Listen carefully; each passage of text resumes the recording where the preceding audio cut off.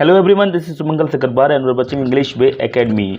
आज मैं आपको एक्सप्लेन करने वाला हूँ class 10th first flight English book से चैप्टर 3 की पोएम द बॉल। इस वीडियो के बाद आपके मन में द बॉल पोएम से कोई भी डाउट नहीं रह जाएगा, इसलिए इस वीडियो को बिल्कुल लास्ट तक जरूर देखते रहिएगा। इस पोएम को लिखा है जॉन बेरीमैन ने, और सबसे पहले इस पोएम के बारे में समझ लेते हैं बिफोर यू रीड। इस सेक्शन में पोएम के बारे में पढ़ेंगे। A boy losses a ball, he is very upset. एक लड़के की बॉल खो जाती है और बहुत ज़्यादा अपसेट है इस बात के लिए।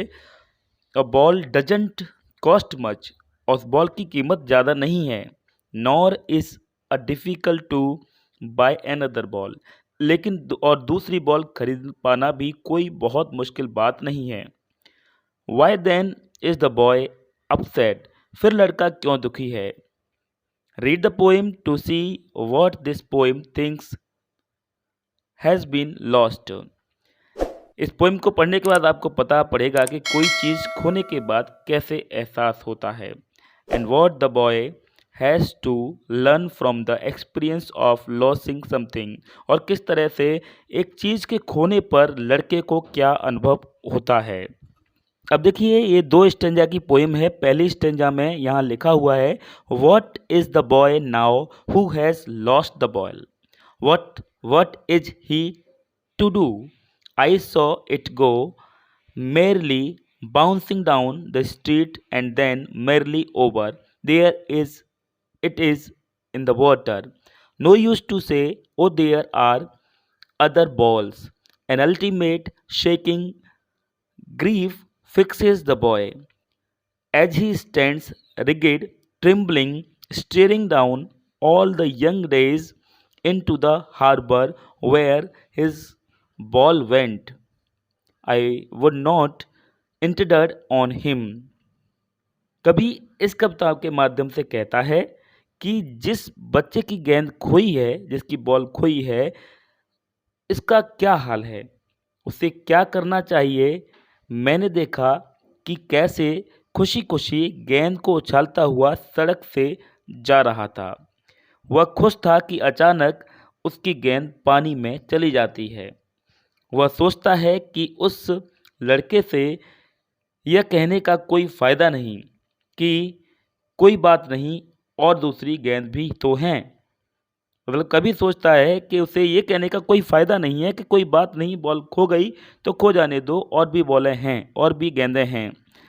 उस लड़के के चेहरे पर मायूसी छा जाती है और नीचे पानी में घूरता ही रहता है। कभी बचपन के उन अपने दिनों को याद करता है, जाने कितनी बार उस बंदरगाह से उसकी गेंद खोई है। वह सोचता है कि वह बेवजह दखल अंदाजी नहीं करेगा। अब मैं यहाँ पर दूसरी स्टेंजा पर बात करता हूँ। दूसरी स्टेंजा की शुरुआत है a dime another ball is worthless now, he senses first responsibility, it is world of possession, people will take balls will be lost always, little boy, and no one buys a ball back, money is external, he is learning well behind his desperate eyes the epistemology of loss, how to stand up knowing what every man must one day know, and most know many days how to stand up. दूसरी ball जो है 10 पैसे की आएगी उसके लिए, लेकिन वह लेना बेकार ही होगा। अब कभी गेंद की तुलना सांसारिक वस्तुओं से करता है। यहाँ पर वह सोचता है कि अब उसे उस बच्चे को अपनी दुनिया की सांसारिक वस्तुओं के प्रति जिम्मेदारी समझनी होगी।